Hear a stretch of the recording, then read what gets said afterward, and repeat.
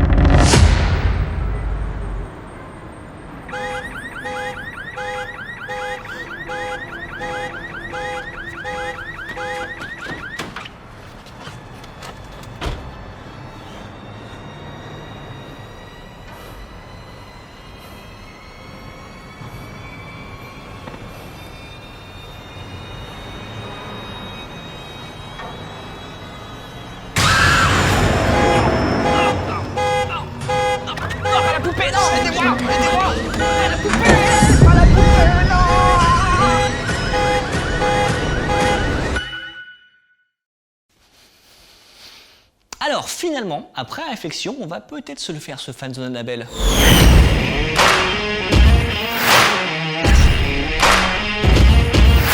La saga Conjuring, c'est comme les Star Wars ou les Fast and Furious. Ouais.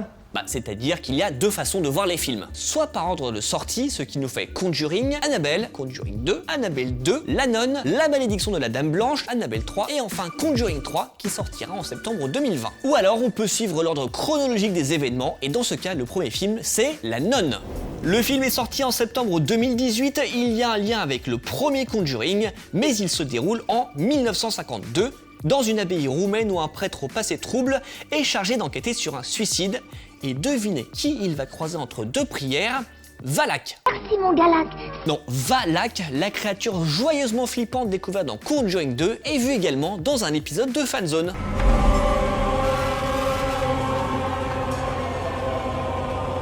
Ce démon, on l'a aussi brièvement aperçu dans le final en forme de train fantôme de Annabelle 2, qui est justement le second film de notre liste. Techniquement, c'est le préquel d'Annabelle 1 qui était lui-même un préquel de Conjuring 1. Pour faire simple, c'est un film qui date de 2016, mais son action se déroule en 1955 aux États-Unis. Et comme l'indique son titre, Annabelle 2, la création du mal, revient sur l'un des moments clés de la saga, la façon dont le démon a intégré la célèbre poupée de porcelaine en piégeant des parents qui voulaient revoir leur fille décédée.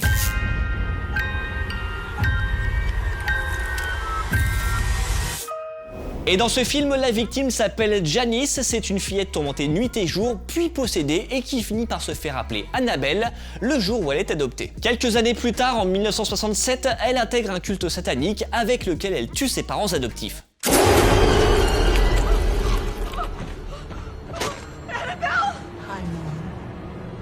Et ça, c'est aussi le début de Annabelle 1, le troisième volet du Conjuringverse dans l'ordre chronologique. Mise en scène par le réalisateur de Mortal Kombat Destruction Finale, comme quoi on aurait dû se méfier dès le début, c'est le premier spin-off qui a vu le jour. Et honnêtement, il n'apporte pas grand chose à l'histoire globale malgré une scène très flippante. On y suit un couple qui cherche à se débarrasser de la poupée maléfique et qui finit par y parvenir après 125 jumpscares, mais le jouet atterrit entre les mains de la petite Debbie que l'on retrouve au début de Conjuring. Et oui, car si la saga est née avec le film de James Wan, celui-ci n'occupe que la 4e position de la chronologie puisqu'il se déroule en 1971. Et en même temps, ça se comprend puisque Ed et Lorraine Warren enquêtent sur des phénomènes paranormaux dont les spin-offs nous dévoilent les origines. Grâce au film sorti en 2013, nous avions donc fait connaissance avec Annabelle, mais également avec ce qui allait devenir l'une des franchises phares du cinéma horrifique actuel. Une franchise qui a débuté avec cette histoire de chasse à la sorcière emmenée par ses 3 piliers, le réalisateur James Wan, producteur des autres films, et le duo Patrick Wilson-Vera Farmiga, dont l'ombre plane régulièrement sur la saga de façon plus ou moins prononcée.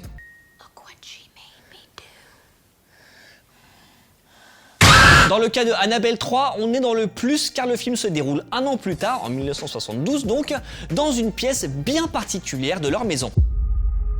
Everything you see in here is either haunted, cursed, or has been used in some kind of ritualistic practice.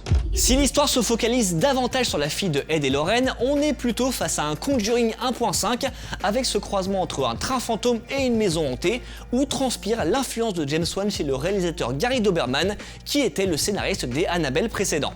Ici, tout commence lorsque l'on prévient la babysitter de Judy Warren de ne toucher à rien et que forcément, qu'est-ce qu'elle fait ?